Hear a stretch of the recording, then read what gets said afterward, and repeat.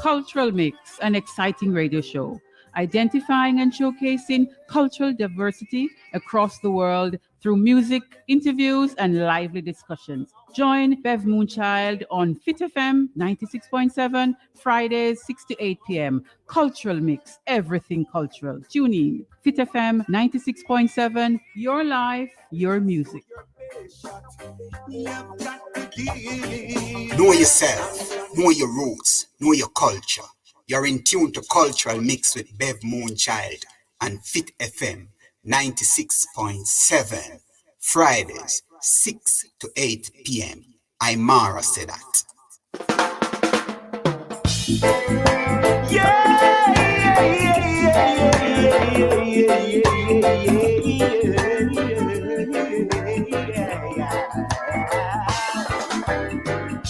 Last night I had a dream upon the four corners of the world, shone the light of love,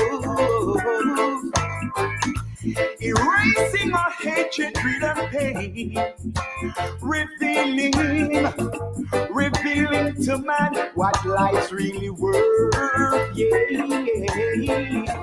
1,000 years. 1,000 years, 1,000 years of peace. 1,000 years, 1,000 years, 1,000 years of peace. Last night I had a dream. War was an obstacle of the past, buried in the history book.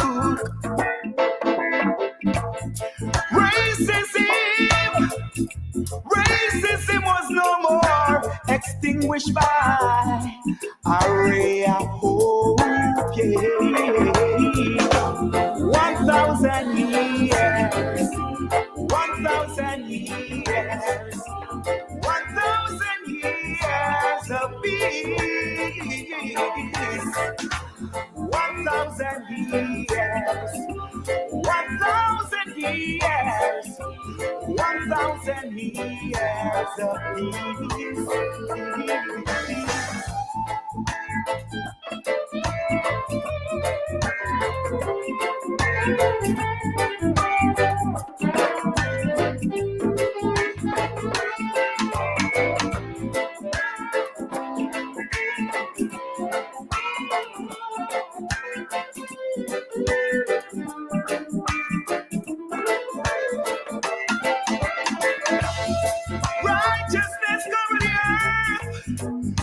Children play and sing, over vibes of feeling, make me wanna jump and sing it.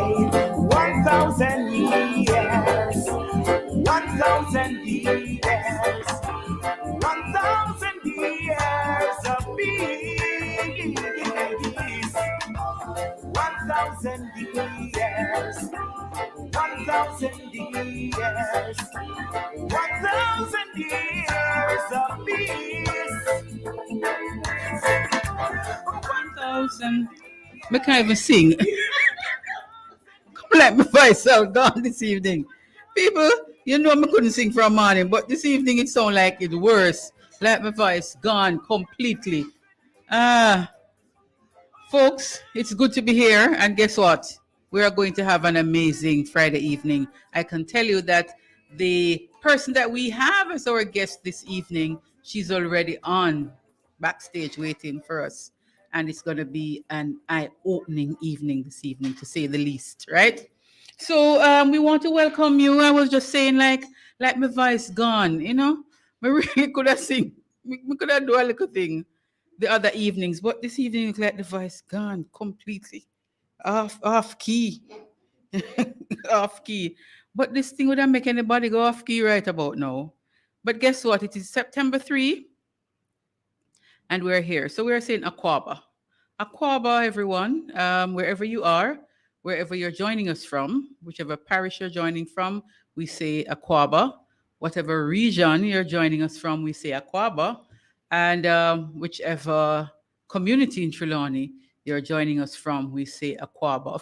Of course, that is welcome in our African language. Log on and let us know where you're joining us from. Talk to us as usual. It is Friday and it is Cultural Mix, of course. Bev Moonchild, your host this evening in the studios of Fit FM 96.7, your life, your music. And of course, this evening, we really will be doing the same thing, playing music that some people tune in to hear, some people tune in for the laughter, some people tune in for the discussions that we have with our guests. And this evening, it's not going to be any different. So thank you so much for being here.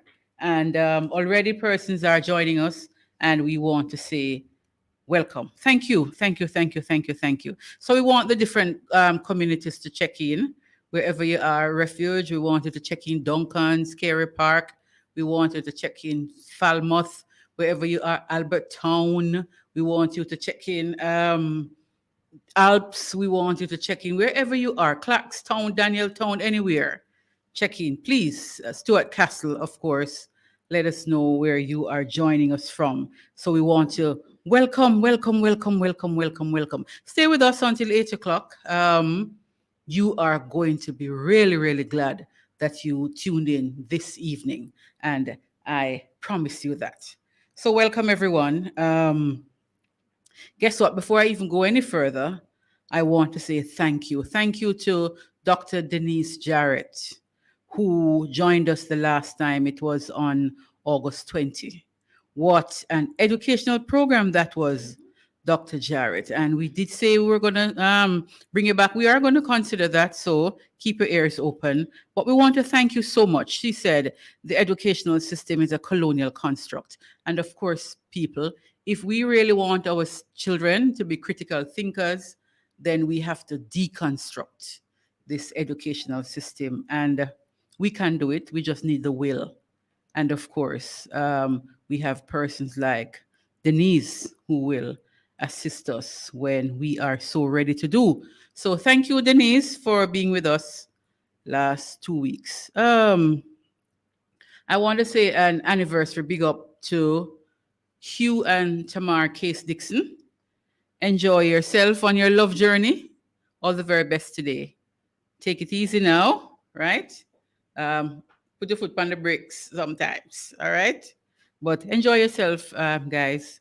All the very best on this your anniversary. Today is it's a very reflective day for me personally.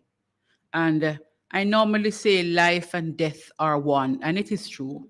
Life and death are one, because it is one thing that we are certain of, is making that transition from life to, as we put it, death. It is one journey.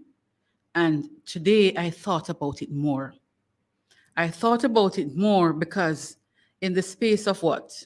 A day, 3 people I know very well just went like that. 2 at the same hospital and 1 at another hospital. Well, 2, they were in a rural hospital and the other was in Kingston. And I tell you, the narrative is the same. Big things and great things and surprising things are ahead. It's just for us to open our eyes and see what's happening. And for those of us who are here, for us to strengthen each other. It's not time for us to be pulling apart to say you over this or me over this, or are we in the middle? We really need each other at this time, more than we even think. It is not time for us to create any divide, because I realize a little divide, a big divide is being created now. And we really don't have time for that. This time we really need to band together and really be our brothers and sisters keeper even more. So I also want to shout out people who continue to care for others. I want to shout out Rosalie Chung. I want to shout out Judith, my friend in Canada, Judith Green. Big up yourself, big up yourself. You see, I was talking this evening about a song. A popular artist sing a song about there's no love in the world. And this evening I found myself singing the song. And I said, no, I have to catch up myself. And said, no, there is love in the world. There is love, love, love, abundant love in the world. And we are to celebrate the people who continue to show love, continue to show care, continue to show that it is through family that we are going to get through this situation that we are now in. And we want to big up the people who continue to show love and to understand that it is love that we really need to show more than ever in this time. So there's enough love in the world. With that being said, we are not closing our eyes, though, to what is happening. We have to really open our eyes, open up people, so we can see what is happening. Those 3 persons I spoke about who went over on the other side, I really do hope that the angel of light will welcome them, And they really have lived a great life. And it's time to rest, regardless of what we think. It is the time. So rest well, my friends. And as the others will say, we'll meet on the other side, all the very best. And strength to the families, of course. Strength to the families, strength to the families. So we want to say thanks to all of you who are joining us. We welcome you. We welcome the feedback too. We thank you so much for the positive feedback that we continue to get. We really appreciate it. We love it. So continue talking back to us. We love your suggestions and we take them in consideration. And we are saying thank you. Thank you, thank you, thank you. Thank you. At this time, we're going to take a little break, though. We're going to hear a song from Aymara, and then we're going to come back with our guest, and she's waiting. She's waiting, she's waiting, she's waiting. We'll soon come back. In the beginning was the Word, and the Word was with Jah, and the Word was Jah, Rastafari. From paradise Eden, with the words of Jah. From paradise Eden, with the words of Jah, Rastafari. From paradise Eden, with the words of Jah. From paradise Eden, with the words of Jah, Rastafari. The truth is a lance to all wicked men. Oh, yeah. Sticking and striking very strong.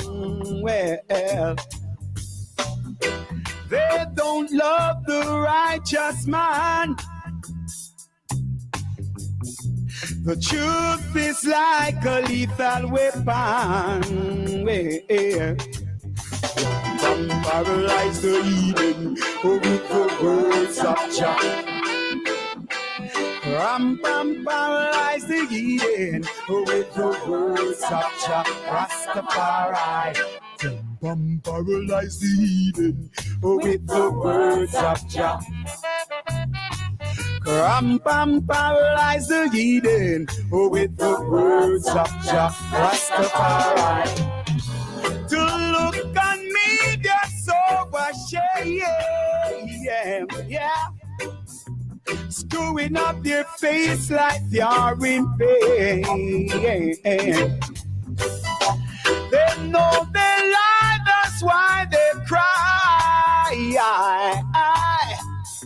Whenever they see I and I. From paradise Eden, with the words of Jah. From paradise Eden, with the words of Jah, Rastafari. From paradise Eden, with the words of Jah. From paradise Eden, with the words of Jah, Rastafari.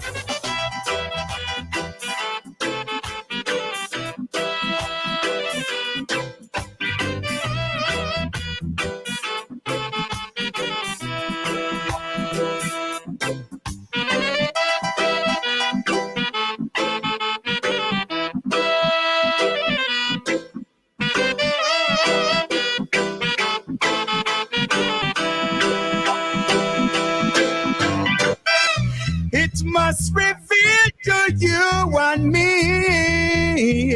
Yeah. 'Cause even the blind will love to see. I don't care if they murder me. It's only the truth can set us free. I'm paralyzed Eden with the words of Jah.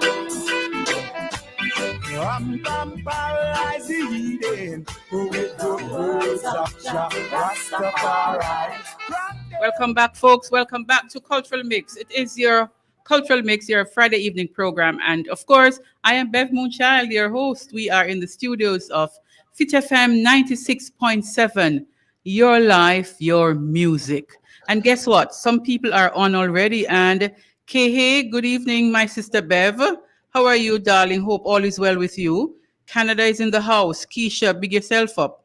Michelle, Scarlett, she's saying yes. Judith, sorry for your losses, Bev. Okay, my dear, thank you so much.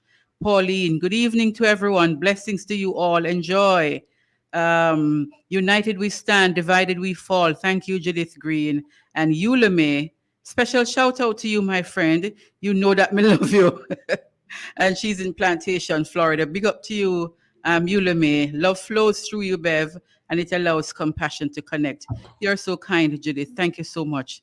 We want everyone to enjoy the program this evening and share it with someone, because we're really going to be talking about some serious stuff this evening, culturally related. And our guest is on. Valerie, how are you?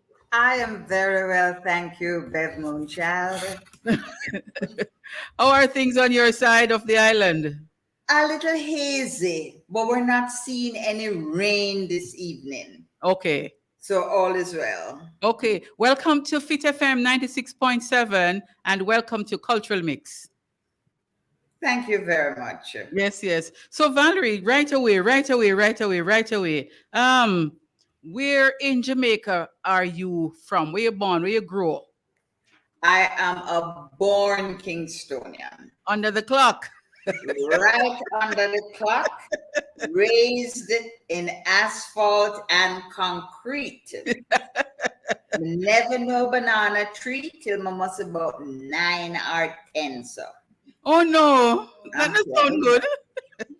I'm telling you, the things you people in country take for granted. Yes. We think it's such a big thing. Yeah, look at that.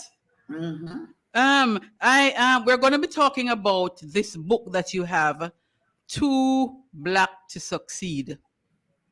When I saw the book, as a matter of fact, right now I want to shout out Jackie. Jackie, my friend on Facebook, she bought your book and she said, Bev, you have to talk to this author. So we want to shout out Jackie. Jackie Can. She bought the book and she said, you have to talk to this person because I find the book to be so interesting.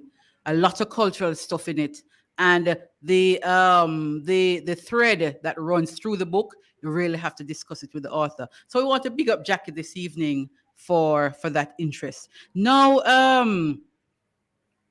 Valerie, I was going through the preface of the book, and I saw where you said you never knew you were Black until you were about, what, 6 years old?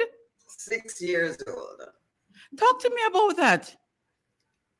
Well, you know, you can pick up little inferences and little things that are going on all around you, but being so young, you're not able to connect the dots. Mm-hmm. Well, I was able to connect the dots when it was mandatory for all children, when you get to the age of 6, to go to primary school. Mm-hmm.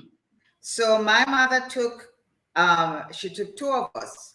I being the eldest of 4, Mm-hmm. and the one who followed me to this particular primary school. And you're going to see how particular it is when I explain to you that I didn't know I was Black until that first Monday in January in the 1950s. I think, yes, 6. So, and that's when I found out I was Black. So I don't know if you want me to tell you how I found Yes, out. yes, You talk want to me me. to- Okay. I'm from what you call a mixed litter, where everybody come with their own color. Wow. But there are three sisters who are fair-skinned, and I came out with this color. So I'm the darkest one. I often used to hear people would look at me when I'm among my sisters and say, our skin black, but our nose straight. Okay. You know, so young, you don't pay these things any mind. So we're at in the schoolyard now, and there's a throng of students waiting to be admitted by this almost white lady. She looks at my sister and she says, you go that way. And she looks at all the other children with long hair and the ribbons tied way down to the end, you know, when you can flash and you have to show off that the hair is long. Now, my hair came, I think, directly from Africa because it was short and natural, and my mother would plait it in a nice way, and she would stick a huge red bow right in the middle of the head. So they would tease me and say, she have what worth a hair and pound a ribbon. In today's money, that would translate to having 10 cents worth of hair and $500 worth of ribbon. My. You get the impression. Yes.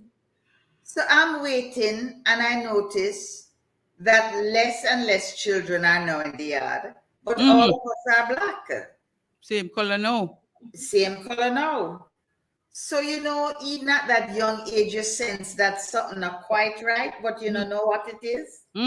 So my mother, being my mother, turns to the headmistress, this white woman, almost white woman, and says, and she pats me in my head, this one is to go into a class too. You took her sister, so you need to admit her into the school as well. Yeah. The woman looks me up. She looks me down. At 6 years old. At 6 years old. And she says to my mother, she will have to do a test. What? Yes. But before I do the test, I have to show you that there are different mindsets in this country, even up to this day. The woman looked at all the black mothers with their black daughters and said to them, you go down John's Lane to the Catholic school, and sister will be very happy to take your daughters, but I have no more space in this school. So you have to get admitted at the Catholic school. This, by the way, is the Anglican, the Church of England in Kingston, one of the churches. And they set up this special primary school for their members' children. And when you say you're a member of the Anglican Church in those days, you're either white or mulatto, which is brown-skinned people. Half of them white and half of them black. But they identify with the white side and totally ignore the other side. Right. I noticed that the lady locked the door. And my mother, I had to do this test. So she takes my slate from around my neck.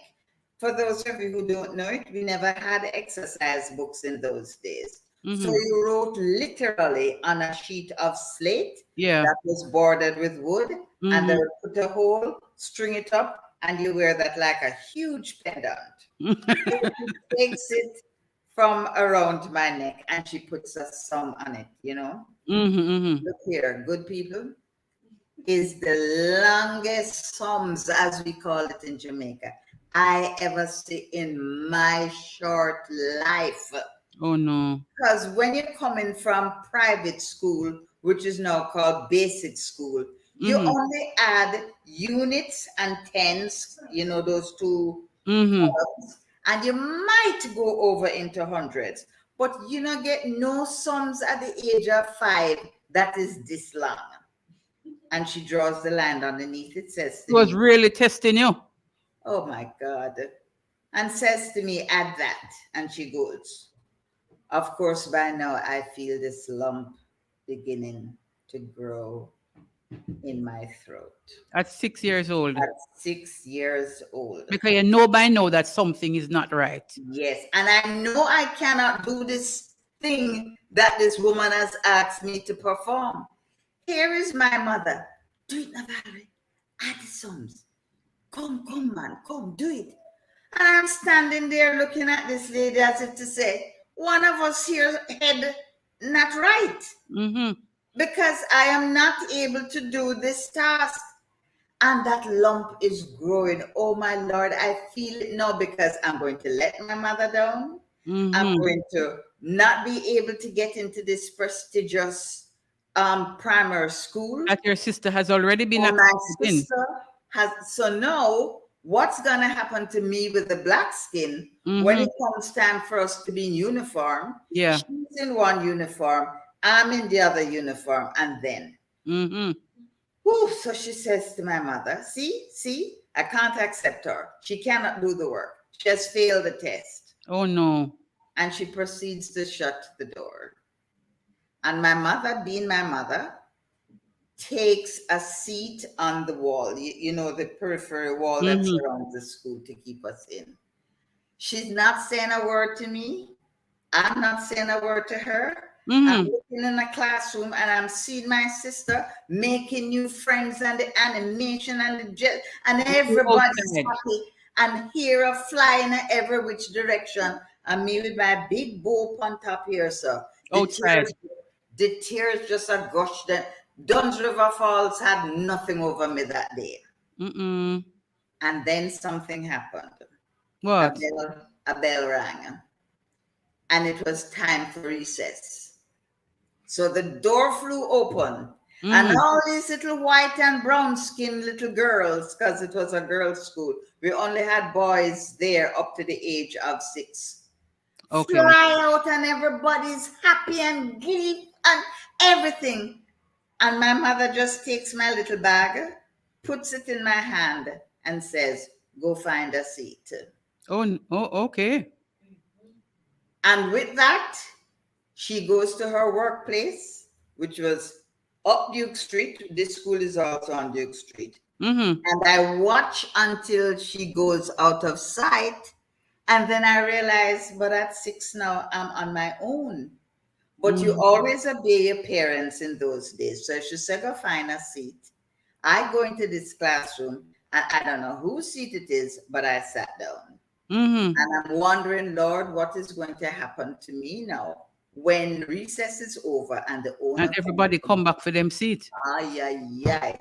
Well, sure enough, the owner, I remember her to this day.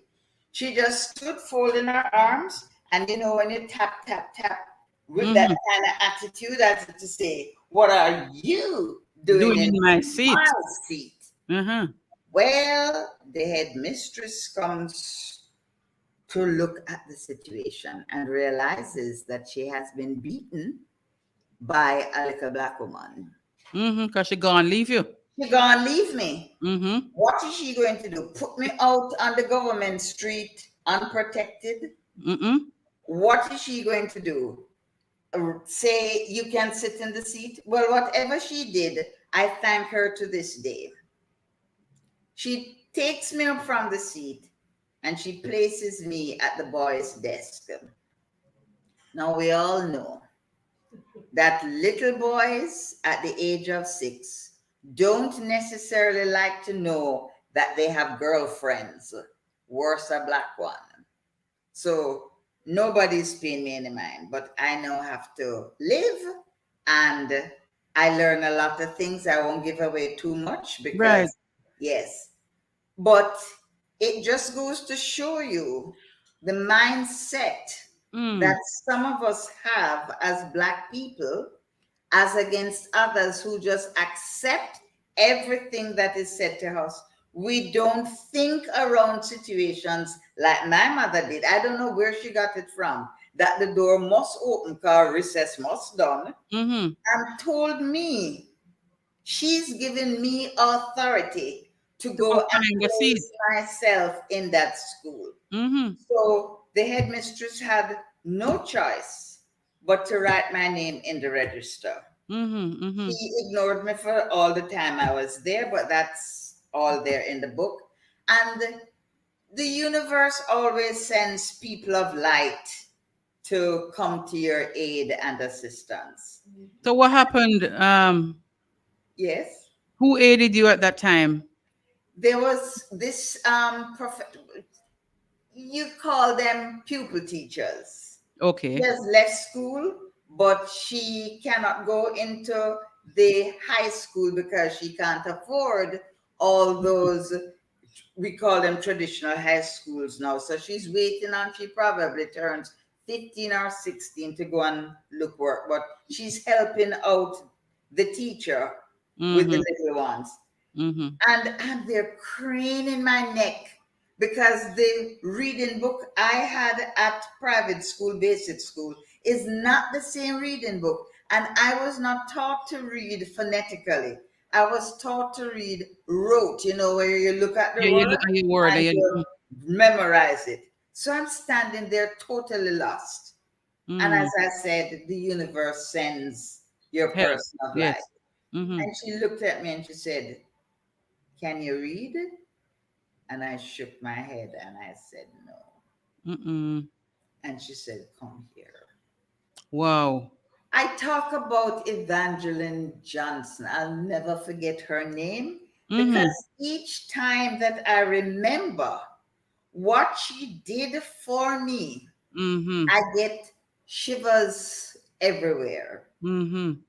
And she taught me to read just in a short while by underlining what she called the sight words, SIGHT, Yes. words that cannot be pronounced phonetically. Mm-hmm. Words like through and thorough, Mm-hmm. words, and she would underline all of those and she would tell me what they are, and I had to memorize them. Mm-hmm. And so I did. And by memorizing them, I could now spell out the other words phonetically And pronounce them. and pronounce them. So much to the chagrin of this white woman, I was able to join in the class and read the reading book whenever I was called upon, because I went home that night. And I'm going to say something now that I want all parents to hear. We're really here to talk about how comes we're too black to succeed, but this is Yes, very all important. of this is a part of it. Yes, all of this is a part of it. I didn't know my mother couldn't read very well until one day it dawned on me. Mm-hmm. Every night, no matter how tired she is, she would say, "Go for your reading book." Mm-hmm. And she would say, "Read." And she would say, "Where are you at in class?" And I'd show her. And I remember this particular passage. The you don't know that word. No, mama. Underline it. They gave the milk to the and the way how the reading was so righty, she made me underline every word that I didn't know. And she said, "You see, tomorrow when you go to school, You better know them. you find a teacher Mm-hmm. and let that teacher, I don't care which teacher you want to find, and let that teacher tell you what those words are. And when you come home, I want you to tell me what every one of those words say. And then you're going to read the whole passage together." Mm-hmm. So both of us were learning to read. Mm-hmm. And you didn't know? I thought she was just being very hard on me to Uh-huh. go and stand up in front of a stranger and say, "Excuse me, miss, but can you help me with these words, please," or whatever. So she was also training me how to assert myself, Yes, not because to you're be going out shy, on your own. Yeah. yes, not to be shy and kumo kumo, as you know Kumo, we say in kumo. Jamaica, kumo kumo, but to be able to approach people and Yes, ask for what you want. and to be You know, confident you as a either get child. the help or you don't get the help, but you put it out there. Yes, yes, yes, yes. Um, your mother is not the only one who was like that. There were other persons, and I'm speaking from experience. There are other parents who had that kind of thing. They can't read, but you don't know. Mm-hmm. There were other parents because I had that experience myself. But I want to talk about something quickly before we move on, and it is that trauma, as I put it, that you encountered as a 6 year old in a class in a school rather. How I don't know if you remember how you felt, but somebody even said it. That's trauma at such an early age. Yes. How And did that affect you I growing haven't up? gotten over I haven't gotten over it, you know. You haven't? Because no, authority figures still give me a problem. Wow. I find it very hard Mm-hmm. to really love and embrace persons who belittle other people, Mm-hmm.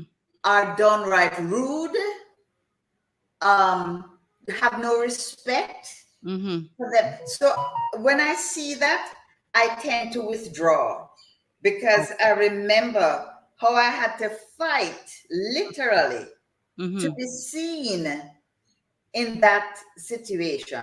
And even to today, if I'm not careful, I tend to hold back from those types of people, even when I know that I know more than what they're talking about. Mm-hmm. But I don't hog the limelight, if you see what I mean. Mm-hmm. And Yeah. I believe that that could come from that traumatic um, period and that wasn't the only trauma.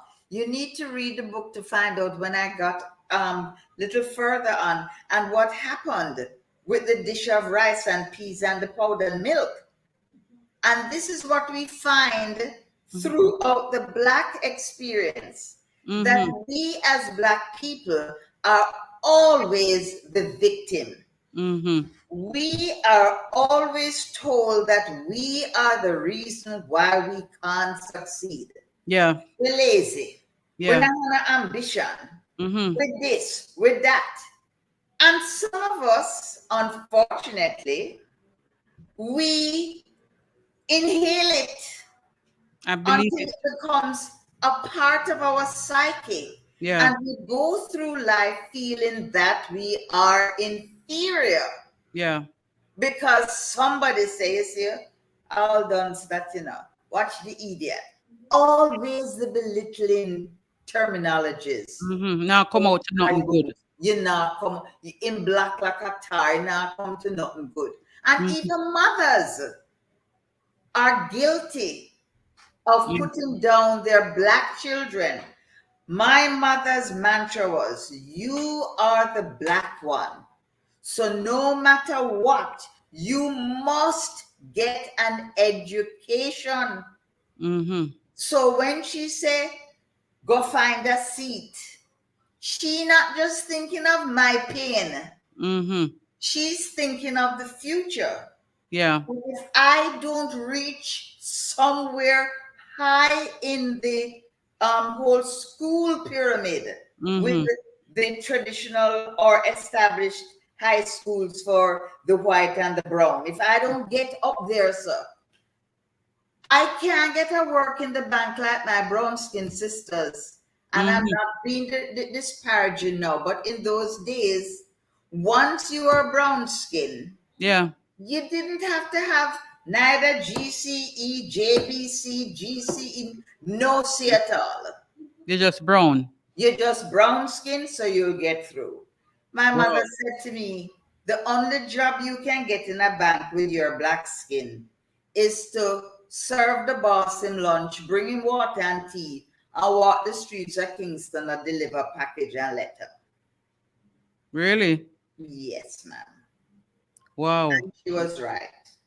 That was our reality Yeah. in the 1950s. Mm-hmm. Black people, no matter how free they were not included. And I start to tell some of them who are hype up and think that them run things, that in 1830, Mm-hmm. they were not accepted with the brown-skinned mulatto people into the gentry class. If I could just read a little thing on page 61 here. You saw me know the book? Mm-hmm. Yes.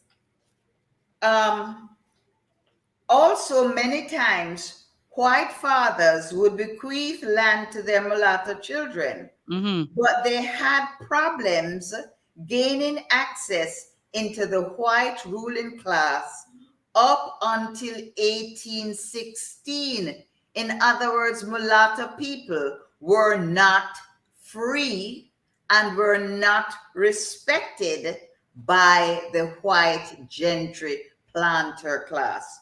But this is what they did. I want to say something to you, Valerie, because this thing of you being a child and all of this burden now, you have to bear this burden as a black girl. I want for you quickly to talk about, because when I look at how you said that which part of it is where people say your skin black but your nose straight. Straight, yes. People actually said that about you. Oh yes. Oh Lord. The comments were unbelievable. And this is coming from black people. Mm-hmm. This is not coming from white or mulatto or brown people. It's the same people who live on the street in City Kingston that I lived on, who, when they saw me with my brown sisters, that was their comment. So in other words, it's like the Bible telling you that Solomon was black, but comely. But yes. But comely. Our skin black, but she look good. Our nose straight. Your father, how did he respond to you being a black child of his, which you said you were the splitting image of your father, so nobody couldn't deny or contest that? Well, it bring out my granny business. She was in Montego Bay, and when she heard that her son had baby, and I'm not so pleased with her, because your lady kind of brown skin, although she was much, I don't see much difference between her complexion and mine. He came from Montego Bay and rescued me by St. Cecil. I feel picnic. That's your grandmother? That's my grandmother. She rescued you? Also, yes. I feel picnic. So, you want to know how? He said, your father is a black maroon man from Charlestown Maroon community. Okay. But he being a quadroon, and I want to explain all these various hierarchies of color in Jamaica, our caste system. So because Jamaica does have a caste system. Yes, we do. A lot of us as hypocrites pretend it isn't so, but those of us who have experienced it, we know otherwise. So she being a quadroon. Now, who is a quadroon? Tell us. A quadroon, she is the offspring of a white planter and my great-grandmother, who was a mulatto of Jewish extraction. Yes. So when she's born, she is pretty high up the scale in terms of being more white than black. Her hair is what Jamaicans call pretty. So when she goes now with this black maroon man from Charlestown, she gets pregnant. She flies home to Trelawney, either Bunkers Hill or Duanvale, but he's grown up in Wakefield. And everybody is just goo, goo, goo, goo, ga, ga, ga over this pretty little brown skin boy. In those days, they never know nothing about recessive genes. Mm-hmm. So nobody questioned his paternity. That's All your they know father. is, yes, all they know is that she come home and she have a nice brown skin Brown baby. baby. Yes. End of the argument. Mm-hmm. Me no know when Valerie have to come mash up our dolly house. Because it's when she now realizes that my father is questioning this blackness, Which is you. which is me, Uh-huh. the secret pop out, so Yes. that she went very black. Yeah. Her, yes. Yes, Maroon. the maroon blood came Mm-hmm. out most strong In you. Yes. in me rather than in the others. Mm-hmm. So I finally solved that puzzle Mm-hmm. when I was an adult and went searching because I said, God, me have to find out how comes me one stay so and everybody else red skin. Mm-hmm. Yes. And I was given a very, very interesting story about the male maroons in my family who were the strategists and the lieutenants who were side and side in the guerrilla wars between the Maroons and the British and their redcoats. Wow. So your maroon heritage runs deep. Mm-hmm. Mm-hmm. But we couldn't talk about it when we were little. So my father is dead and gone, and he knows absolutely nothing about this side of his heritage. How important is that for you now to bring it forward? For me, it is the most important piece of news I could ever have had. Because while in this elite high school, and that's another story, Mm-hmm. we had a thing called form room time. And I do not know what happened to hit the head of this white woman who was my form teacher. She was an English woman from England. Mm-hmm. She started to tell us a story that the Maroons are the only people to date who have beaten the British. Okay.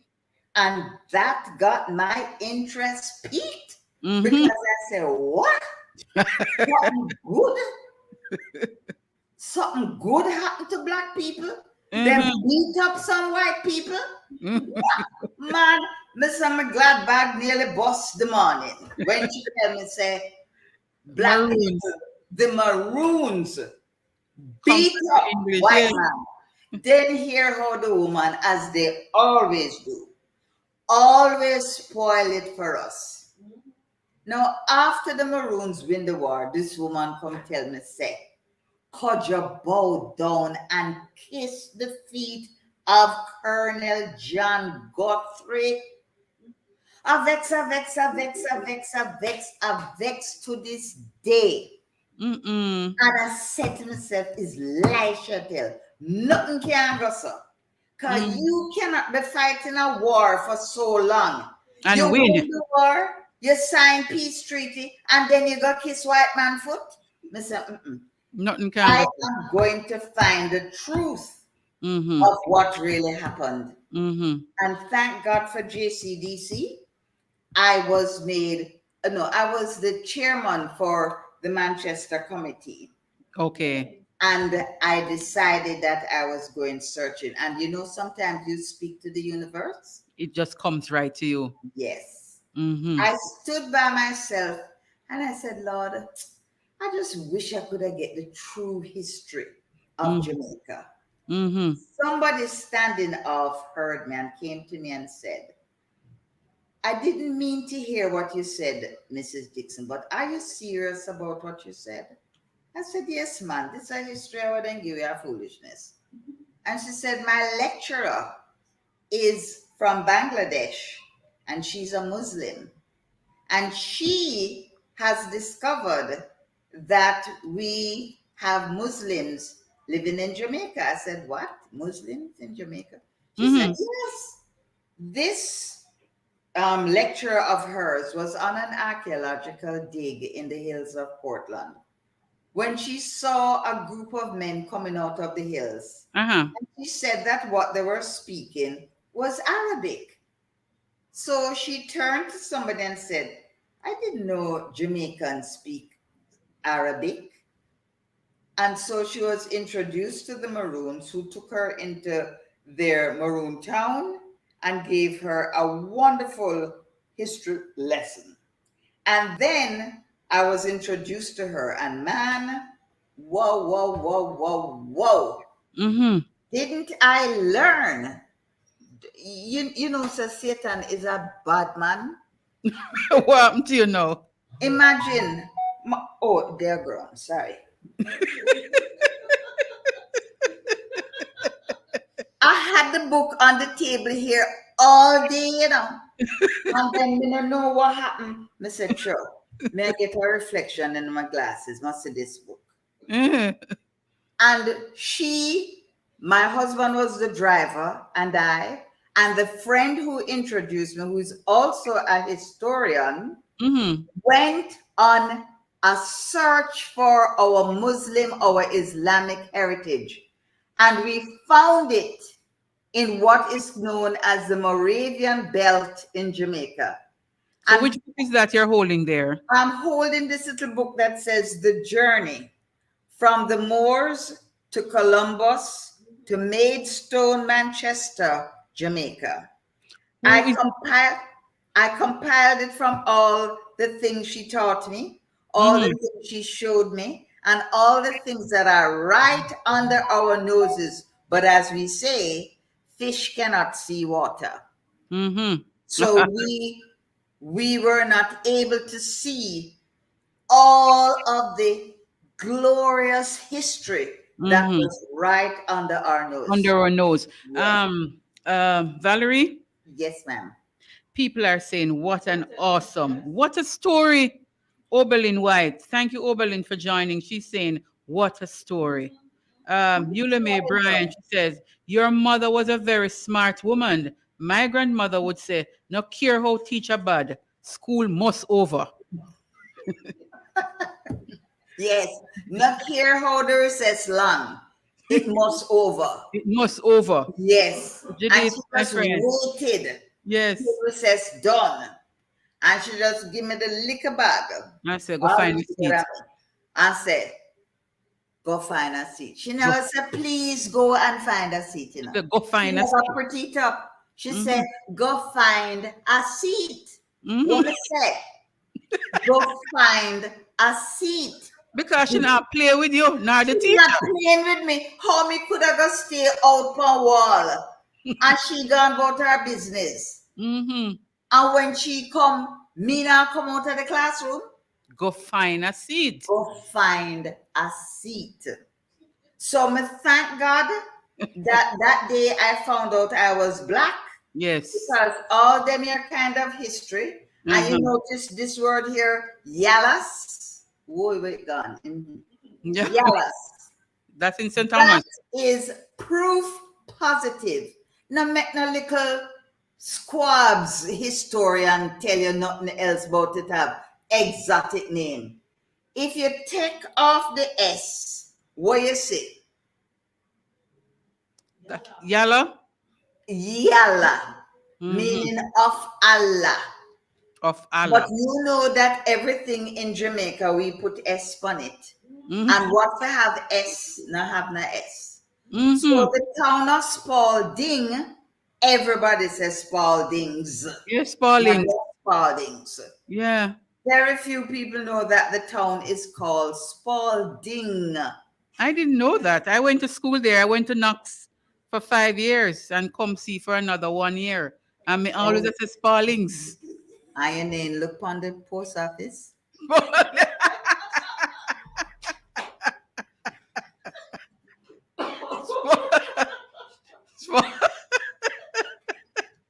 Spalding. Very few people see that it says Spalding. Post office. Spalding. Yes. Um, so Allah is just like that, where we put S onto everything. But if you take off the S, you are left with Yalla. Allah. of Allah. Yes. Yalla of Allah. And they would like to say that we don't have any heritage that goes that way. And Yalla. if only they know that it is the ignorance and the prejudice that have been taught to us, why it is that we do not accept that there are many flowers and we should allow all of them to bloom. Boom. Yeah. Yes. No. If it don't suit certain people, it ain't going to be taught. And I think you know where we can all go with that. That Yes. there is one man here, I don't think we will ever see him as part of the curriculum, because certain people's self-interest, they don't lie with him. So Man. our Islamic heritage is very strong in certain parts of Jamaica. The architecture, our aqueducts, our windmills, our water wheels, they're all part of the sugar that the Moors, they didn't what should I say, establish sugar as such, but they were the ones who brought it to a height. It was that black civilization of the Moors that gave us sugar. They established the plantations and they ran the plantations. So if you think white man are idiot, we have another guest coming. They knew what they went to Africa for. Yeah. They knew what was in Africa. Yeah. They knew what was there. And the education of how to do things were right there in Africa. Many of us are from the country of Mali that had the third largest university in the world. Sankofa, sorry, not Sankofa. Let me draw from a little book here. Right. Sorry, I was right. The University of Sankore in Timbuktu. Now look how some of us black people are idiot. Where you done some fool like what? How much of Timbuktu you come from? And what is Timbuktu? One of the highest places of learning. A country in Central Africa. Where did they say most of us came from again? No, Western Central Africa. So why we couldn't come from Mali and Timbuktu? Well, there is a Timbuktu in the hills of Manchester. Okay. There is a Medina also in the hills of Manchester. And all of that points to the fact that the Africans who were planted there must have remembered the greatness of where they're coming from. Some English history people we have going to tell us that, oh, the English allowed it because those names were exotic. Wow. Really? Really? So you see, from day one, they would not even admit that some of us who came here were not Christians. We were all different things, and you cannot give credence to one group and not the other. Ignore the contributions of another group. Yeah. So that Moravian belt that is in Manchester, that starts at Maidstone. Remember, I told you the journey. Yeah. And comes all the way through to Hatfield, Fairfield and Hatfield and all those places, said to be the Moravian belt. And if you notice, Manchester has a leaning towards worshiping on the Sabbath day. Yeah. Yes. That could easily, any religion that comes with a Sabbath day worship would resonate with those people who know what they came with and who knew themselves to be Sabbath keepers. So I know we're kind of all over the place. No, we're not. It's all the same thing when you look at everything, because everything connects. That's right. Unfortunately, critical thinking is not one of the subjects. I teach critical thinking. Okay. And unfortunately, it's not one of the subjects that is taught in our tertiary. Well, let me not say anything. I say that because some of the people them who have enough letter behind their name, to my mind, can't think. And they guess what? Regurgitate matter onto paper. But when it comes to being critical thinkers, they have lost it. They have lost it. So we wind up with the same curriculum that was established for the gentry and the brown people. And it was just given to us on a platter. And I got that. Change it, Valerie. It remains the same. Precisely. It remains and the same. I write it in my book that curriculum is what most of us still want for our children. Yeah. And that curriculum is to give that class of persons who belong to that class dominion over the miseducated and the undereducated 90% of the Black people. I'm going to read something for you because what you have said is powerful. Denise Jarrett, the colonizers have focused a language that have inculcated the idea that Black is bad. Black people have accepted this narrative. So anything Black is a curse, even what seems to be a compliment statement. She Black, but she pretty. What a statement like that does is to highlight the fact that Blacks should not be beautiful, as it is coincidental. We need to restrain our mind, retrain our mind, but also our speech. Oberlin is saying, thinking is not encouraged. We are taught and encouraged to follow others. And I was saying to my husband last night that it is going to be a waste of time for sometimes for us to ask people to think, because they have long given off or given away, or they have long stopped thinking. They have given up that right to think long ago. And so in a matter we ask them others to think for them. Exactly. And those people only think in their own self-interest. Thank you, ma'am. If that were not so, there would be no need for me to write this book about the FinSAC experience. We are going to talk exactly about the FinSAC experience. We're going to break for a little, Valerie. And when we come back, we're going to talk about that experience that you had gone through and the experience that have affected over 44,000 people, you have said. Too Black to succeed, the FinSAC experience. We take a break. We soon come back. It's Cultural Mix.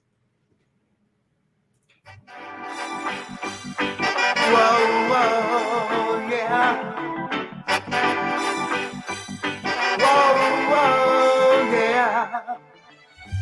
Don't let no woman break your heart. Oh no, don't let no woman tear you apart, my son.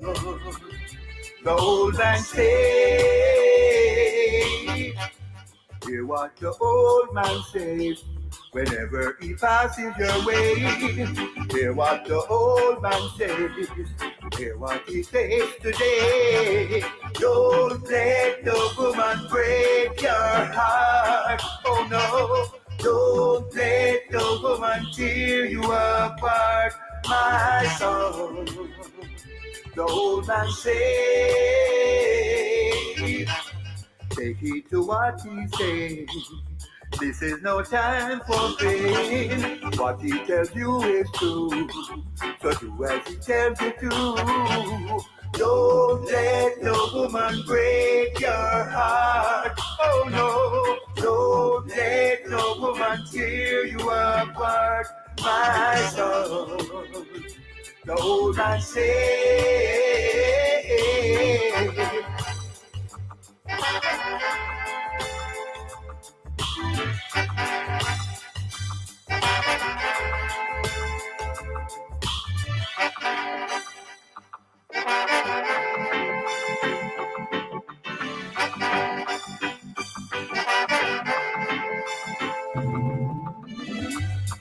man is very wise. He want to open up my eyes. He would never tell no lie. I'm taking his good advice. Don't let no woman break your heart. Oh no, don't let no woman tear you apart, my son. So we're listening to Fred Locks here. Don't let no woman break your heart. But so much things that break your heart nowadays, we can't even put it on a woman alone. What if things that break your heart? So welcome back, folks. We are here in the studios of Fit FM 96.7, Your Life, Your Music. And I am Bev Moonchild, your host. And we are in this program called Cultural Mix. Really talking about some culture this evening with Valerie. I am telling you, girl, we're going to need to come back next evening because I see now that we're just going to go down into the book. And Judith is asking the name of the book, and it is on Amazon, Too Black to Succeed. The FinSAC Experience. By Valerie. Too Black to Succeed, the FinSAC Experience. Yes, Too Black to Succeed, the FinSAC Experience. Yes, Too Black to Succeed. The FinSAC Experience by Valerie Seedick. And it is on Amazon, Judith, so you can go and make a purchase. Now, Valerie, all of what you said before, how Black people, we were placed, I don't even know how to put it. And to this day, we are following that route. To this day, we are following that route. And it has caused many trials and tribulation. So we're going to talk about now how that structure affected people who were business people in Jamaica in the 1990s. So we are comparing what happened in Jamaica in the years earlier, and it is the same structure that fed into what happened in the 1990s that you have written about, and we're going to talk about that. Too Black to Succeed, the FinSAC Experience. Everything has a genesis. Mm-hmm. No matter what it has a genesis.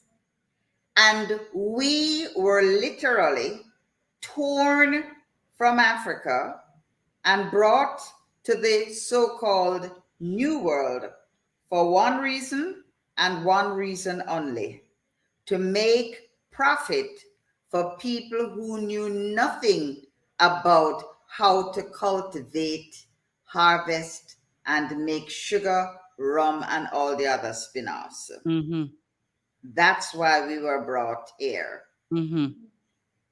We were brought here with the intention that it would be sugar and sugar and sugar only. Mm-hmm. So whatever was needed to feed us.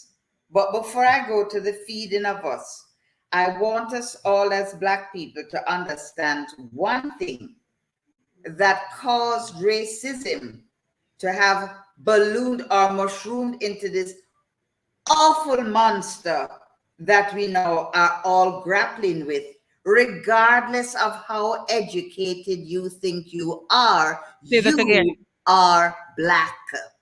Mm-hmm. Mm-hmm. You are Black, and you are affected. All when you're married to 10 white women, you're still Black. Mm-hmm. So we need to get that quite clear. Yeah. The first thing that the white man did, or one of the first things he did, was to transform us into slaves. We came here as Africans, but soon we were transformed into enslaved Africans. Mm-hmm. Part of my promotion says that to enslave a human being is very upsetting. And they love human beings, they say. Mm-hmm. So they would never enslave human beings. So what they did was to transform us into being only 3/5 of a human being. Mm-hmm. So that we are now classified as animals. So they gave us the name chattel. Mm-hmm. Chattel means property. Chattel slavery, yes. Chattel slavery. So Mm-hmm. just like how you own your horse, Yes. your dog, Mm-hmm. your pig, your furniture, etc., etc., etc., you can own Some people. this 3/5 of a human being. And you can treat it any way you want to, because they are not full human beings. And that is what is white supremacy. So I've got to see everything in its proper context. Yes. Racism never just jump up with Ku Klux Klan and that kind of thing overnight. The genesis is that they had to justify their cruelty and their barbarity towards the African. So let's get back now to what is happening on the islands. Yes. Many of the islands, to an extent Jamaica, were not able to stop growing sugarcane and concentrate on growing the things they knew of from back home to feed themselves. So money was always needed to import everything salted to feed the animals and also the enslaved Africans. So salt fish, salt pork, salt beef, salt mackerel, salt shad, salt was imported. Even a piece of cloth to make a dress had to be imported from England. So foreign exchange, please remember that those two words. Foreign exchange was always needed. So put me back on track. Right. So what I want for you to do is to tell us the FinSAC experience. As a matter of fact, what is FinSAC for those who may be wondering? FinSAC means the financial, I'm going to write it down. Investment? No, sometimes my head kind of give me a little fight. Financial sector adjustment. That's correct. Financial sector adjustment company. And I'm not going to tell you anything that I cannot prove. So I have in my book a lot of appendices that came from persons who know what they're talking about, because if I were to have said it, you would all say, Elisha tell, and make sure make it up. Not Nagoso. So in the 1990s, Valerie, in Jamaica, Black people who had business suffered a crisis. It has affected many. Many committed suicide. Many lost their minds. Many get mad. Many lose them house. Many lose them everything. The financial sector in the 90s affected Black people who had business. What happened there, sir? Okay. The whole thing at the core centers around foreign exchange. Don Crawford was a man who rose from the ranks of banking, maybe started out as a teller, until he actually owned his own bank, Century National And Bank. Don Crawford was a Black man. Don Crawford was a Black man. And I will just tell you what Mr. Siaga had to say about Don Crawford. Dynamic expansionist. That's right. Personality, yes. As a member of the Black middle class. Yes. He was particularly welcomed in keeping with the policy expectation that private ownership of the heights of the economy would be more mixed racially in the future than in the past. Yes. Let us look at some hypocrisy here now. Don Crawford received effusive praise publicly from Mm-hmm. the Minister of Finance, Omar Davis, for his expansion program. Mm-hmm. Let's get down now to the nitty-gritty. As me tell you, and I answer these things, they are in the appendices because I don't want a soul to challenge me and tell me that I don't know what I am talking about. So I give you what comes from the horse's mouth. Okay. Yes. Shortage of foreign exchange to keep, this is Edward Siaga in an article he wrote on June 26, 2011. Shortage of foreign exchange to keep up the pace of development of the hotel industry led CNB to outbid other financial institutions on a block of foreign exchange being auctioned by the United States Embassy. That is Central National Bank. That is Central National. In a nutshell, the sin that Don Crawford committed was to outbid these other banks. So in other words, he caused the foreign exchange or the dollar to rise in price because he bid the highest, and the highest bidder gets the foreign exchange. And So in the if two tomorrow black, morning, yeah.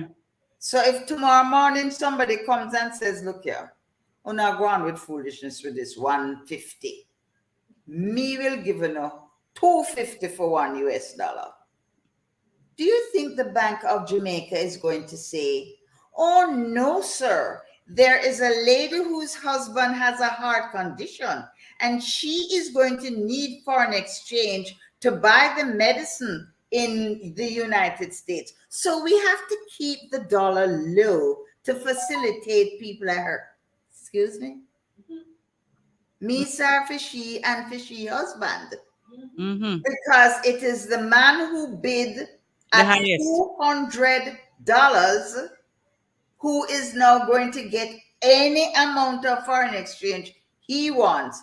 And she better go home, go add on to the 150 and see if she can get back to wherever she buy foreign exchange at 200.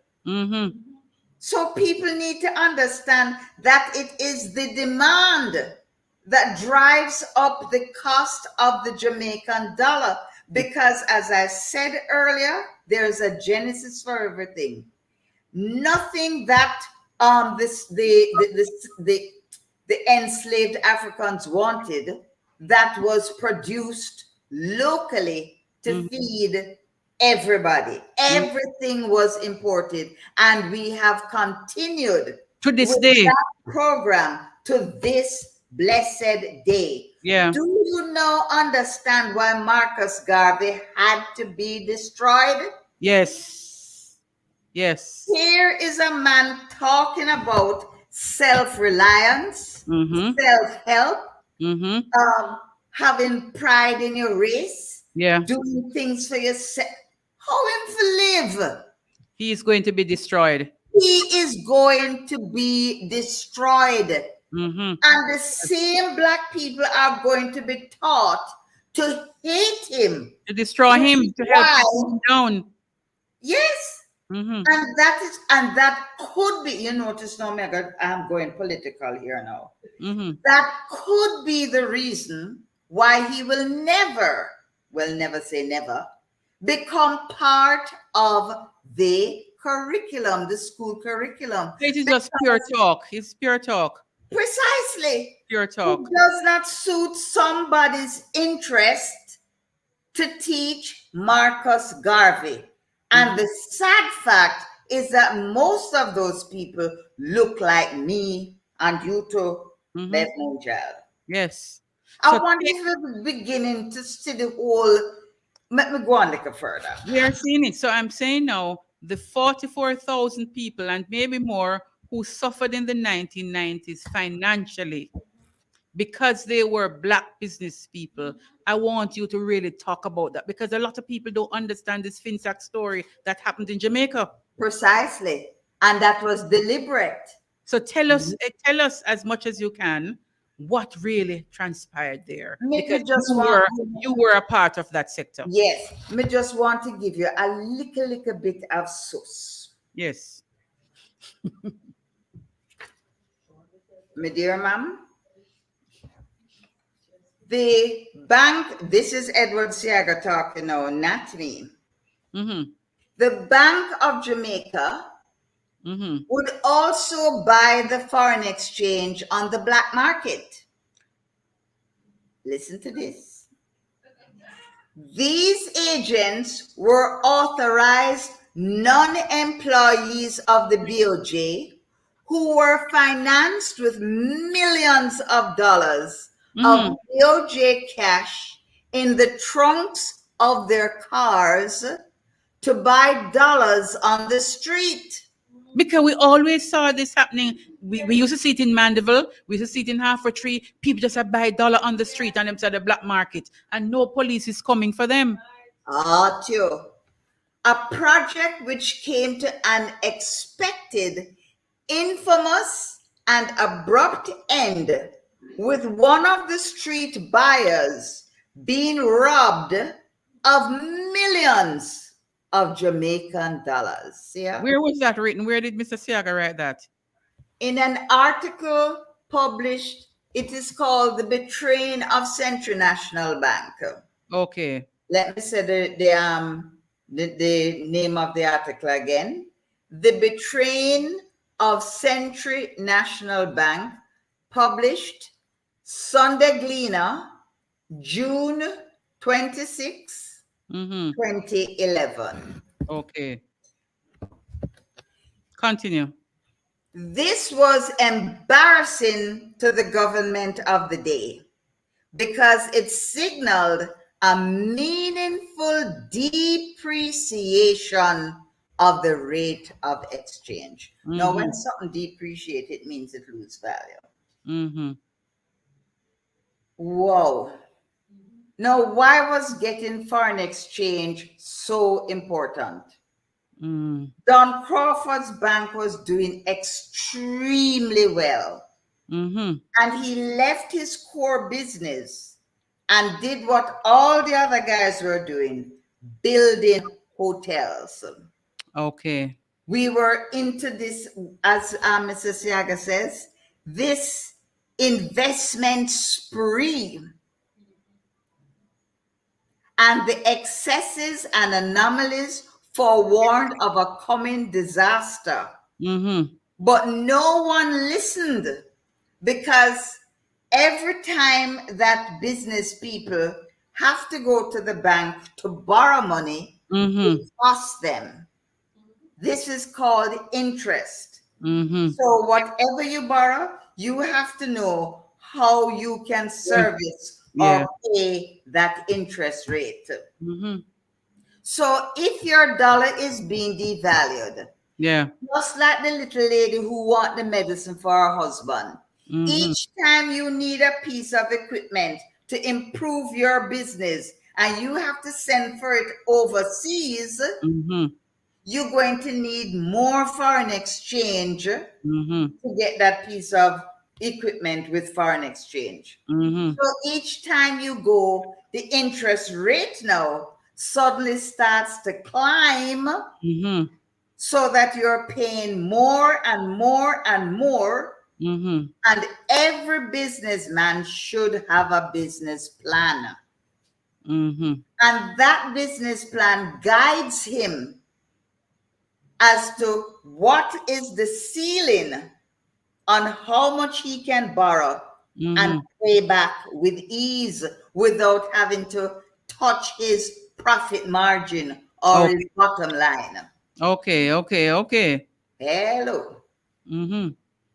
So if you are in business and you suddenly find that your profit margin moved from 25%, and due to the rising cost of servicing your loan, you have to find more and more and more money to service your loan. It's going to be, you're going bankrupt. Sooner or later, you're going to run into trouble, because people will only buy so much from you at a certain price. Yeah. If you go over, so although it is us, the final consumer, who pays for everything, there comes a point when we say, no, sir, that's too expensive. Me can't manage that. Mm-hmm. What is the businessman to do? Mm-hmm. This What happened to is- those persons, those 44 persons who were so affected? This Now, included. let us quickly look at who these 44,000 people were. And remember, I have this experience now. Yeah. We are the employers. Mm-hmm. We create employment. Mm-hmm. We are the manufacturers. Mm-hmm. We are the producers. I'm going to talk again from a book, and this time I am going to speak with none other than the former Minister of Trade, Industry and Commerce, Claude Clark. Mm-hmm. He said, most of these people who were in business had been in business for many decades. Mm-hmm.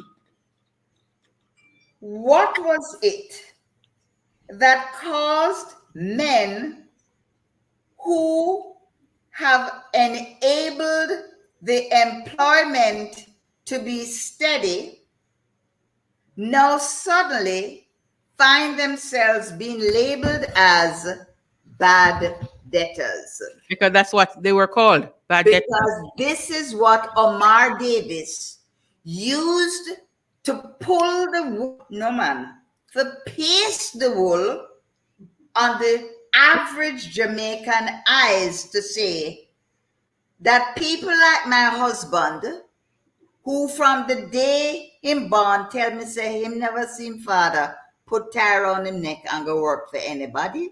Mm-hmm. He was a farmer and he was able to be independent. Mm-hmm. So he wanted to be his own man as well.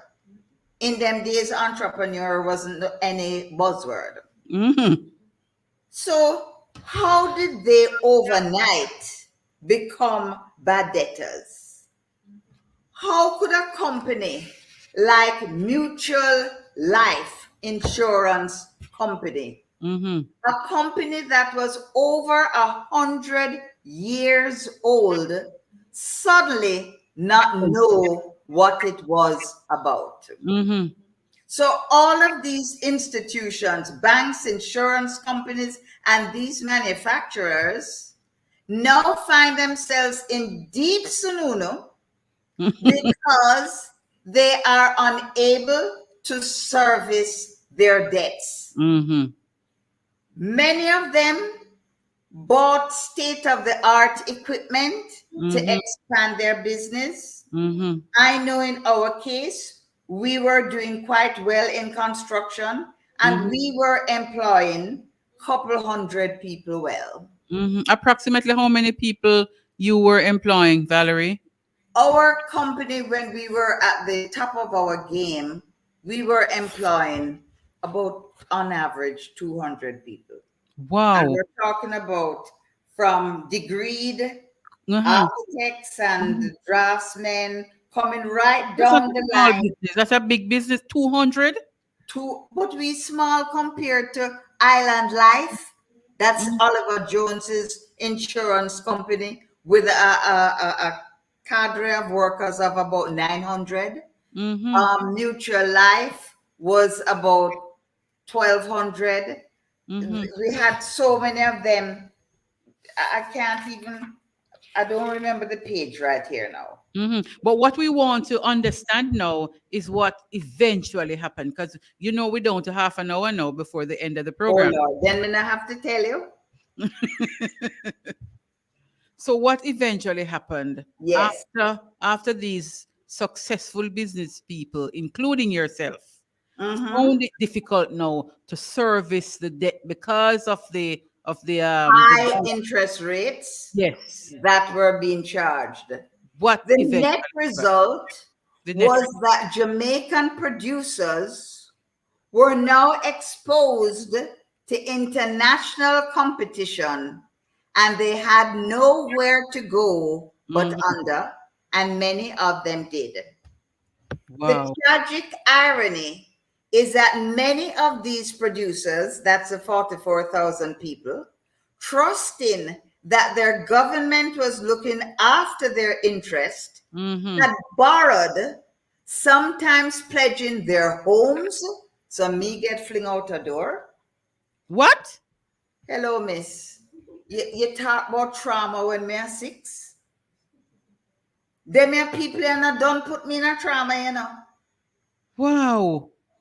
Let me go. Pledging their homes to invest in state-of-the-art equipment, improve their efficiency, only to be crushed by the cost of servicing their loans or their debt. So it's like you would use your home as a mortgage to a loan.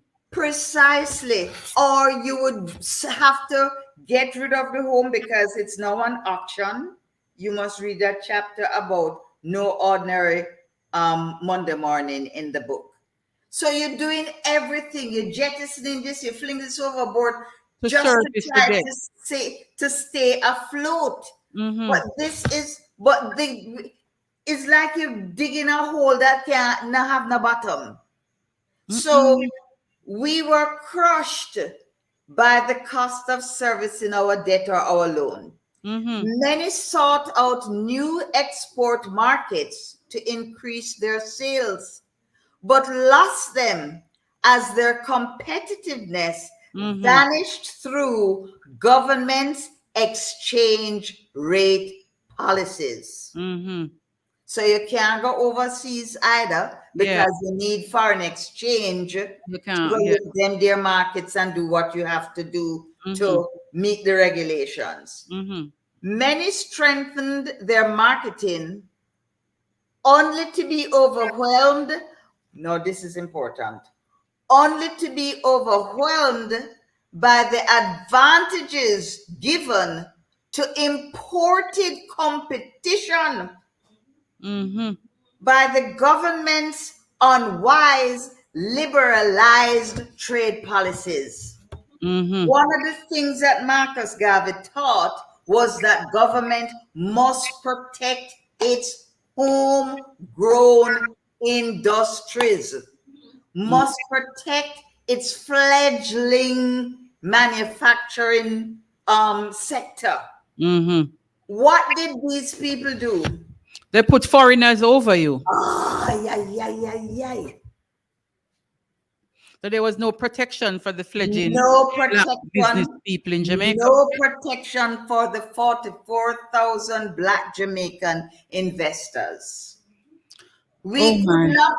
How do you compete with a man who can go? I just call in the name of our country now. Me nah point a finger upon nobody. How can you compete with a man who can go China and find somebody who related to and say, buy so and so for me and send it come and I wonder if you see where I'm going. That is an advantage that the Jamaican producer and manufacturer does not have. Yeah, so you can't compete. You cannot compete with a man who in their backyard. So you're going to go down. And so can get the Kinaki goods them for little and nothing. So you're going to go down. You're going to go down. You must go under because he's going to undersell you and then hear the Jamaican black people them. Lad me dear, me have to go pay a China shop for it cheaper up there. Yeah. And we don't understand what is happening because when that bulk sale, when that bulk purchase is made, they can afford to sell it for little and nothing. Precisely. When you, the smaller business person, buy, you can't buy in bulk like them. So and your price, and you would sell it more. Oh, I do. Ask me another question. Valerie, what happened to your house? What happened? My dear lady, my husband have a title. in a lock and key in our shed pan under the bed. Mm-hmm. No need for us to have a mortgage, because I'm going to talk the truth. We were doing pretty well. Mm-hmm. We lived in a nice neighborhood, what one you would call upscale, although we are varying. Mm-hmm. But we were doing well, or so we thought. He was doing a job that was really a government job. Mm-hmm. So the government is his client. Okay. Now, me no want nobody forget the impression, say, we get the job, Seika politics. Mm-hmm. The man tendered for his job. The man did everything that all the other contractors did, and he won his tender. About 6 weeks before the job is to be handed over, he comes to me and he says, what do you want? Your life or material things? So I cut my eye and said to him, well, it must be my life. Mm-hmm. In other words, what kind of question that you could have asked me? I may only hear him say, good. Okay. The next thing I know is he says the government, his client, is paying him in fits and starts. So he's now having problems with the bank, with a high interest rate. Mm-hmm. He is unable to meet his obligations with his suppliers. Mm-hmm. But he might take my little teaching money too, for help, full of little gaps here and there. He's doing everything possible to try and stay afloat. Mm-hmm. Until one Monday morning, the helper comes in and she has the gleaner under her arm. Mm-hmm. And she says, Miss D, is what number so-and-so subdivision we live at, ma'am? Mm-hmm. So I said to her, I gave her the number, and she said, Lord have mercy. Me say, what happened now? Look here, ma'am. When I look, I see the name of a auction house at the top. Uh-huh. The circle for sale by auction. For your house for sale? Our house is up for sale. And you don't know this, and I glean and you find out. He knows this, but him can't tell me. So it's in the gleaner now and it's the helper who looks through the auction page and sees the house, and maybe the number rings in our head. Yeah. Mm-hmm. So she asks, how it go? That is when I am going to find out from my husband, who says, he didn't have the heart to tell me that due to the fits and starts and sometimes the non-payment of the government, he was not able to keep up with the mortgage payments. So naturally, the house is put up for sale. So what you do, Valerie? Lord of mercy, missus, me tired forget crawly in a knee. Because you get boxed, yes sir, and your face gone. So you turn around again, and just side and side everywhere you go. Makajukyo. A man who is so practical. It breaks anyone's heart to see how these entrepreneurs who invested in their country and thought that the then government, as I read earlier, would be looking after their interests. We're looking after foreign interests, WTO, IMF, borrow from all kind of know what, and leave us in out in the cold, literally out in the cold. Yes. So people who are there sitting down and saying, agree to them people that did greedy, don't understand that this government has to find scapegoats. They must always find somebody to blame for their ineptitude. Mm-hmm, mm-hmm, mm-hmm. My God, I don't even know what to ask you. So when you realize your house is up for sale, what you do? What's the first thought that come to you? The first thought that came to my mind is you better find somebody to buy it before them put it up on auction and somebody get it for quality. Okay. So this is Jamaica fail. Mm-hmm. He finds a real estate man who says Mm-hmm. he have the perfect buyer for our house. Mm-hmm. So we say, all right, we can't talk everything on the area now. Yes, So okay, yes, yes. And the you book is there for understand, people to yes. buy, yeah. Right. But in Jamaica, this is why I'm trying to tell the people get education. Because when you have education, people can't turn you in an idiot so easily. Mm-hmm. So we get this person to come and look at the house, and he brings somebody who we thought was the perfect buyer until we got to the lawyer. And Mm-hmm. then we realized who was buying our house. That the Okay. man who came was just the front. Mm-hmm. Lord, the place not hot, but me I tell this every time I talk this a story. It do all kind of things to me. I can just imagine. Anyway, the long and short of it is that the perfect buyer buys the house. And the Mm-hmm. lawyer said he would give us 3 months to pack up our roaches and come out of the people in place. Your place turned into people place now. People place now. 2 days after we come from the lawyer, Mr. The real estate man drop at the gate. So Mr. Then we not done the business. Why we need him again? So he and my husband go off in a little huddle. Mm-hmm. Then the next thing I hear, Mr. D call me. The man said we have to move today. What do you mean today? And it And was 2 months. that was the exact question I asked. I said, how you mean we have to move today? That the man who is the real owner for the place said that unless him give him the key, he will not get his commission. And him have to get him commission. And he did like this. Today. Now, when me under stress or when me nervous, me laugh. So me ask the man, said, then how you expect us to move 20 years in one day? Him said that is not his problem. But the man knows of 2 houses that are for rent, and me must go and look at the 2 of them and choose one. Oh my father. Well, the long and short of it is when you're dealing, not me nobody say it so.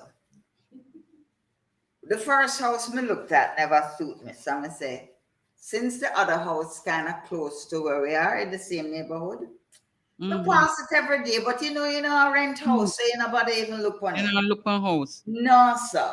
No, ma'am. Remember now, me not clean out house. Me not do nothing to this house because I don't know what inside looks like. When I'm approaching the house, I see a truck outside the gate. And the man who helps me in the yard is there directing this truck To do it. in the 2 gate columns. Hear me to myself. Then I hold them furniture upon that truck that look like my furniture, so. Wait. What? Say what, ma'am? So me walk now like me I got char iron. Me call him name. Me say, what is the... Him now look for me, I'm only dig into a negro. The man say, we have to move today, ma'am. So me say, then who moved me? Me and Miss Pat, that's not her real name. And him himself, the real estate man. So me say, where miss? Him down a yard, ma'am. So me getting ready to go, as me say, wage World War III now, because how you can pawns up my thing, me no clean house, me no do not. See ya? Me only see when the car sweeps around the corner and can stop in front of me. When I know, sir, I strong and I have God, is when I looked on the man's back seat and see me clothes pile up on him seat, from the seat right up to the ceiling of the car.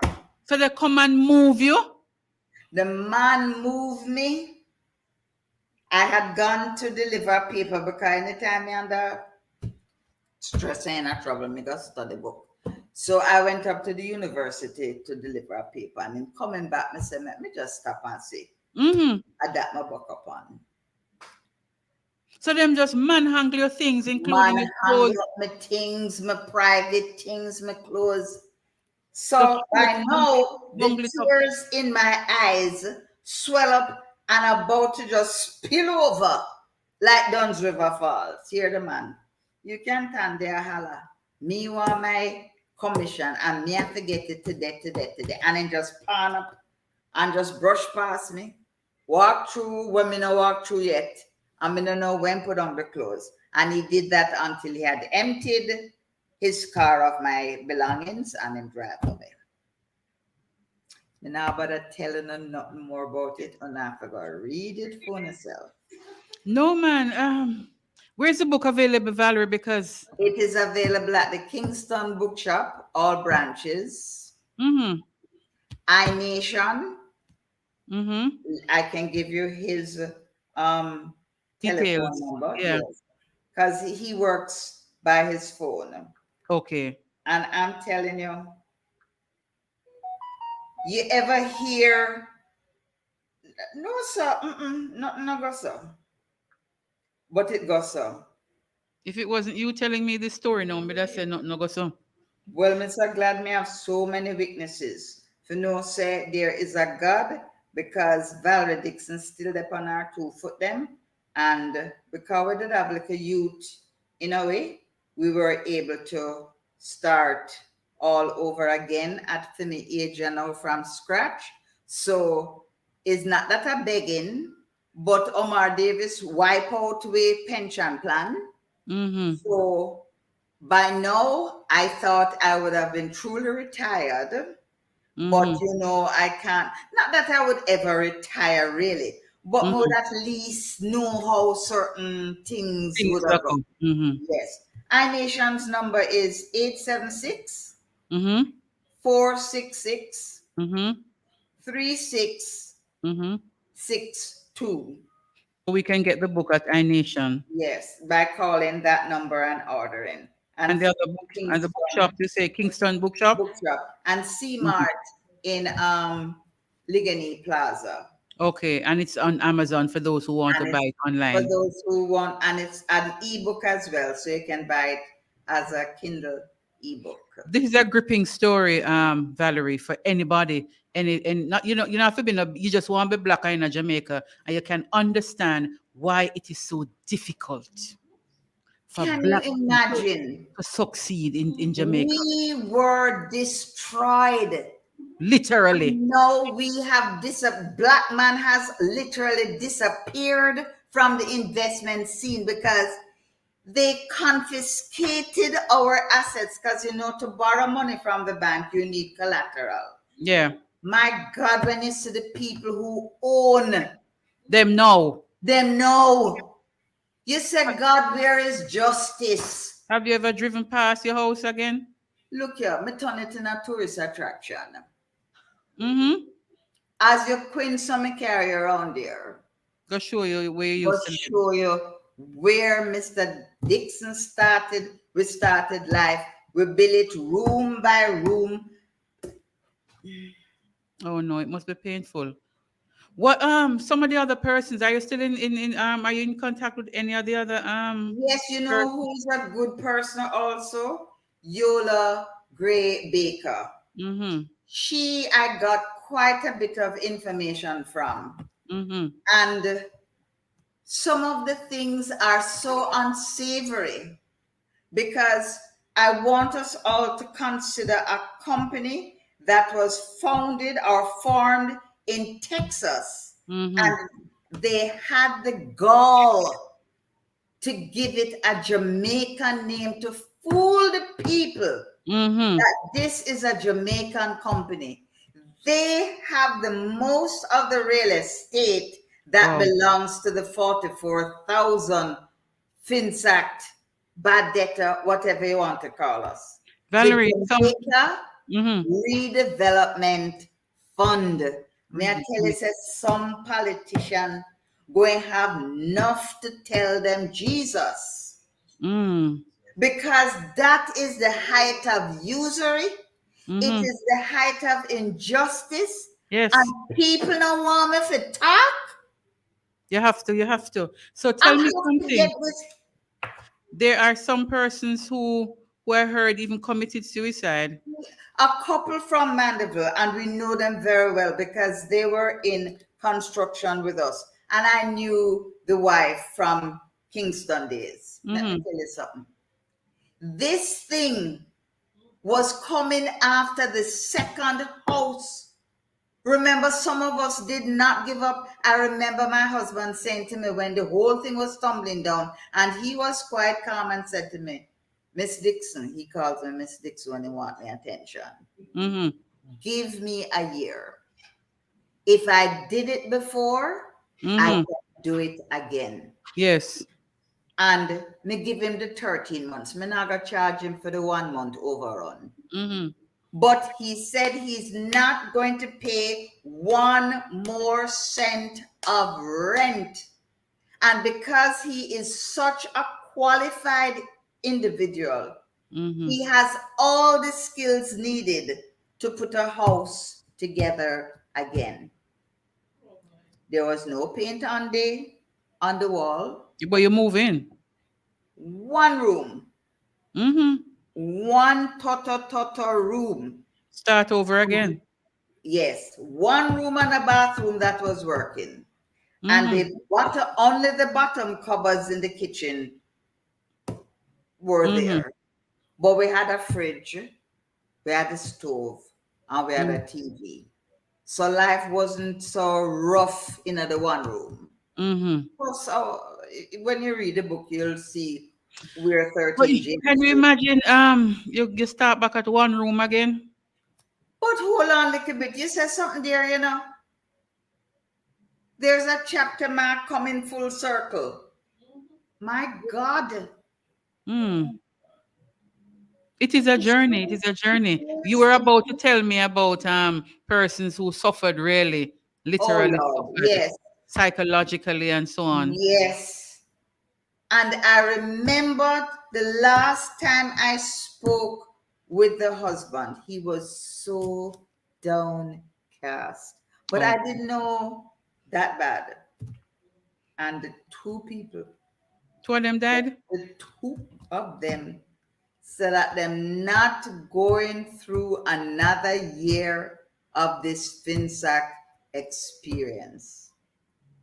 And they wrote their note. All they're chronicled in the book by a journalist who wrote about it.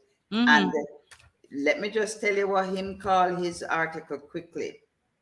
When 2 people make up their mind for jump together, that means them really were at the end of their rope. Yes. Wow. This man, it is by Garfield Higgins. He wrote an article. Omar would have served Jamaica better had he stayed in academia. Look here. People don't know the hell that took place in Jamaica because everything politician tell we swallow it like his roast. It's gospel. Yes.